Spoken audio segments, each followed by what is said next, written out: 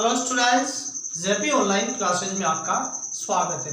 आज हम class 9th में कथा सम्राट प्रेमचंद द्वारा रचित दो बेलों की कथा के अंतर्गत जो आपके समक्ष यह गद्यावतरण है, इसका अध्ययन करेंगे। इसके अंतर्गत कथा सम्राट प्रेमचंद ने बताया कि झूरी के पास पछाई जाति की सुंदर और सुडौल दो बैल थे, जिनका नाम हीरा और मोती था। दोनों ही पक्के मित्र थे। ये आपस में हिल मिल कर रहा करते। जिस प्रकार से दो दोस्त सहयोग की भावना से रहते हैं, मिलजुल कर रहते हैं, इसी प्रकार ये हीरा और मोती दोनों घनिष्ठता के साथ और सुदृढ़ता के साथ दोस्ती इनमें रहा करती थी। झूरी काछी के दोनों बैलों के नाम थे हीरा और मोती। दोनों पछाई जाति के थे, यानी झूरी काछी नाम का जो व्यक्ति था, उनके पास में दो बैल थे जिनके नाम थे हीरा और मोती, और दोनों बैल पछाई जाति के थे। पछाई जाति बैलों की एक प्रकार की जाति होती है, देखने में सुंदर, काम के चौकस, डील में ऊंचे, यानी जब इनकी आकृति देखी, आकार प्रकार देखा जाता था तो ये बहुत सुंदर थे। इसी प्रकार जैसे भी इनके द्वारा जो काम किया जाता था, बड़े सतर्कता के साथ किया करते थे और ये ऊंचे आकार के थे।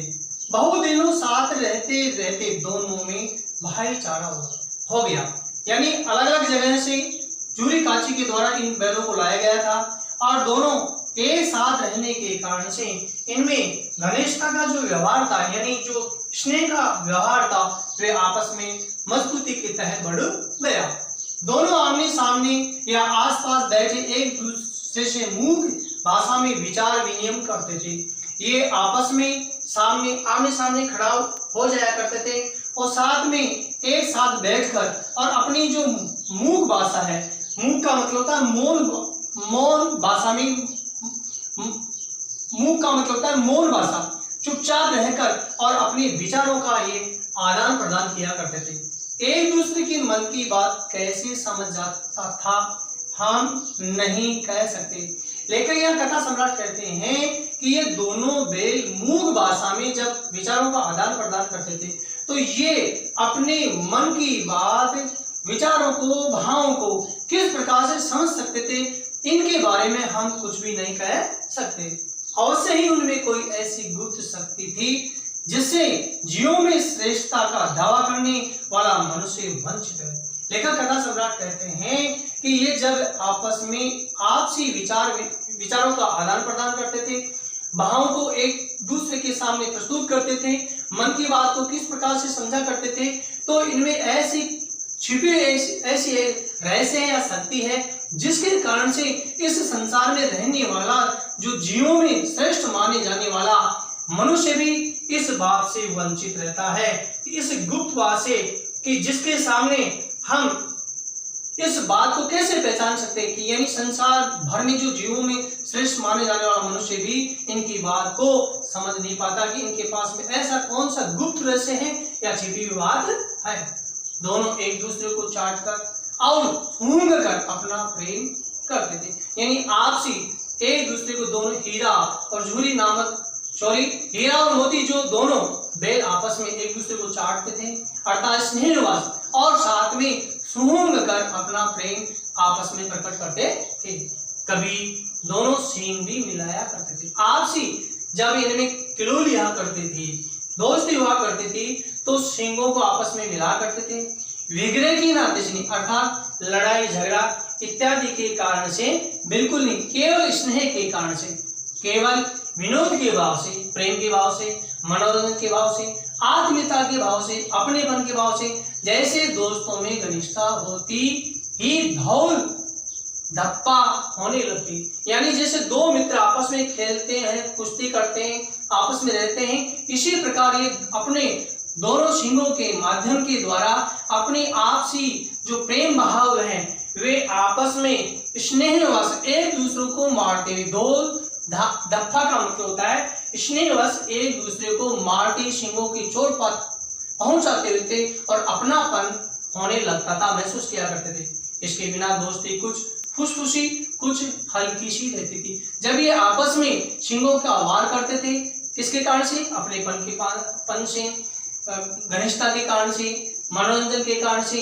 तो ये जब तक नहीं करते थे तो इनको यह इस प्रकार का व्यवहार कमजोर और हल्का सा लगता था, जिस पर ज्यादा विश्वास नहीं किया जा सकता। अर्थात ये आपसी घनिष्ठता से, प्रेम संबंध से रहा करते थे। जिस प्रकार से दो दोस्त आपस में रहते हैं, जिस वक्त ये दोनों बैल हल या गाड़ी में जोत दिए जाते और गर्दन हिला हिलाकर चलते, उस वक्त हर एक की यही चेष्टा होती थी कि ज्यादा से ज्यादा बोझ मेरी गर्दन पर रहे।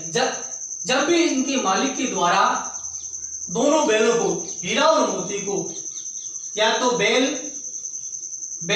इन बैलों के द्वारा हल या गाड़ी में जब इनको जोता जाता था तो ये गर्दन को हिलाकर हिलाकर चलते थे और इनकी ये स्थिति रहती थी, ये क्रियाएं रहा करती थी कि ज्यादा से ज्यादा वजन मैं वहन करूं, मेरे मित्र पर किसी प्रकार का भार नहीं जाए। तो अर्थात कहने का मतलब यह है कि जिस प्रकार से दो दोस्त आपस में किसी प्रकार का जब काम करते हैं तो दूसरे दोस्त पर किसी प्रकार की परेशानी महसूस नहीं हो और स्वयं उस वजन को महसूस करे, ऐसा ही ये बैल किया करते थे। दिन भर के बाद दोपहर या संध्या को दोनों खुलते तो एक दूसरे को चाट चूट कर अपनी थकान मिटा लिया करते थे। जब भी झूरी के द्वारा, इनके द्वारा हल जोतना, गाड़ी जोतना का जो काम लिया जाता था तो ये दोपहर में हो चाहे संध्या को जब एक खुले स्थान पर इनको छोड़ दिया जाता था तो एक दूसरे को ये चाट चूट कर अपनी थकान मिटा लिया करते थे। अर्थात स्नेहवश और आपस में और स्नेह करके और अपनी जो थकान होती थी उसको दूर कर लिया करते थे। नाद में खली भूसा पड़ जाने के बाद दोनों साथ उठते, साथ नाद में मुंह डालते और साथ ही बैठते। जब भी झूरी के द्वारा, और नाद का मतलब है जहां इनको चारा वगैरह या खली भूसा डाला जाता है तो उसमें एक साथ अपने मुंह को डालते थे और एक साथ ही मुंह को हटाते थे। आपसी प्रेम संबंध से, जैसे दो भाई बहन या माता पिता एक साथ एक थाली में बैठकर भोजन किया करते थे स्नेहवास, इसी के साथ यह भी इसी प्रकार का व्यवहार किया करते थे। एक मुंह हटा लेता तो दूसरा भी हटा लेता। यह प्रतिक्रिया, यदि हीरा अपने मुंह को वहां से नाद से हटा लेता था, मोती भी हटा लेता था, इस प्रकार से इनकी जो स्वाभाविक क्रियाएं मनुष्य जैसी होती थी वह उनकी हुआ करती थी। संयोग की बात, झूरी ने एक बार गोई को ससुराल भेज दिया। भाग्यवश वह क्या हुआ?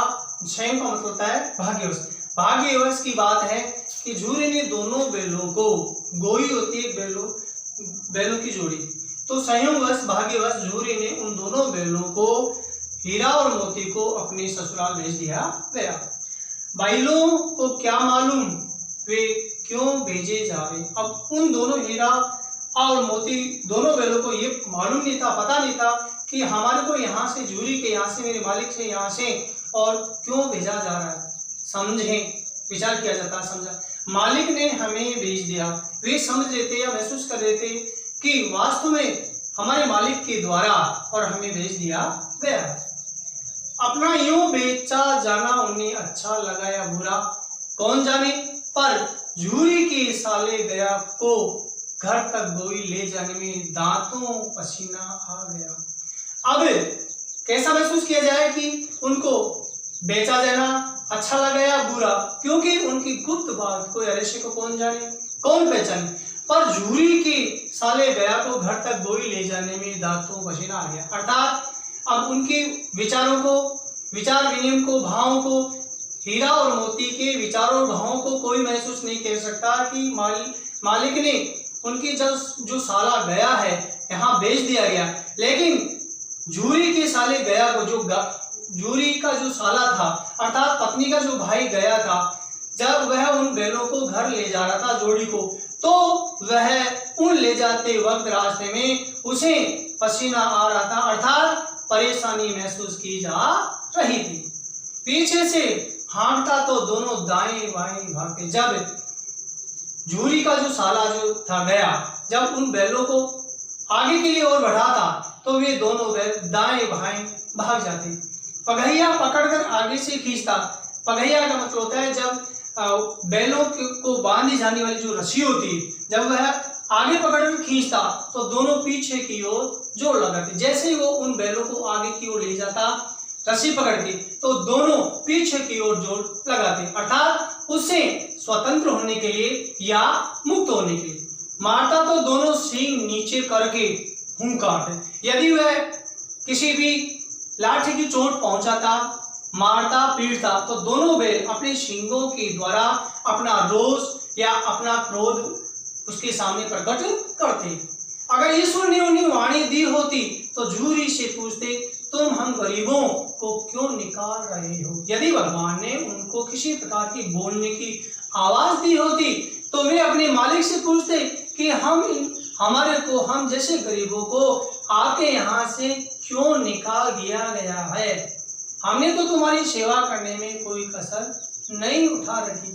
वे दोनों आपस में अपने भावों के द्वारा ये महसूस करते हैं कि हे मालिक, झूरी के लिए एक संकेत करे कि हे मालिक, हमने आपकी सेवा करने में किसी प्रकार की कोई कमी नहीं छोड़ी थी। अगर इतनी ही मेहनत से काम में चलता था तो और काम लेते। वह महसूस करते हैं, लेखक इन वाक्यों के द्वारा यह हमारे सामने प्रस्तुत कर रहा है कि वे दोनों बैल अपने मालिक झूरी से संकेत कर रहे हैं भावों के द्वारा कि इतना ही यदि आप हमारे को यहाँ से निकालना चाहते थे तो अत्यधिक मात्रा से आप हमारे से काम ले सकते थे। हम आपके लिए मेहनत करने के लिए बिल्कुल तैयार थे। हमें तो तुम्हारी चाकरी में मर जाना कबूल था। दोनों बैल ये महसूस कर रहे थे कि आपकी सेवा करने में, चाकरी का मतलब होता है सेवा करने में ही, और हम मर जाना स्वीकार था। हमने कभी दाने चारे की शिकायत नहीं की। आपने रूखी शोखी खाद्य सामग्री हमारे सामने चारा इत्यादि डाला गया तो हमने कभी भी आपके सामने हमारी तरफ से आपको कोई शिकायत नहीं की, न शिकायत देने का मौका दिया। तुमने कुछ खिलाया, वह सिर झुकाकर खा लिया। आपने जो भी हमारे सामने नाद में जो खाने की जो जगह होती है उस बर्तन में हमारे को जो भी आपने रूखा सूखा जो भी चारा डाला उसको हमने और अपना सिर झुकाकर आराम से हमने खा लिया। फिर तुमने हमें इस जालिम के हाथों क्यों भेज दिया। फिर आपने इस अत्याचारी व्यक्ति को यहाँ क्यों भेज दिया। अर्थात हमारे को आपका जो ये साला गया है ये एक प्रकार का अत्याचारी है जो हमारे को मार मार के और हमारे प्रताड़ित कर रहा है, यहाँ इसके हाथों क्यों भेज दिया। संध्या समय दोनों बैल अपने नए स्थान पर पहुंचे। शाम का समय हुआ और एक नई जगह पर पहुंच गई।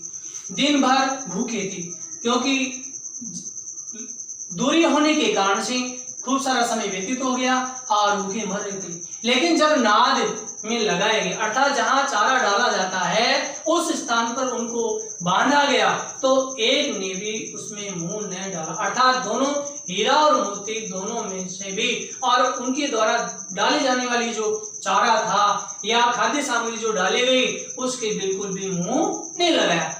दिल भारी हो रहा था और वे बहुत ही भावुक हो रहे थे और विचार कर रहे थे कि झूरी ने हमारे को अपनी साला के यहाँ क्यों भेज दिया गया था,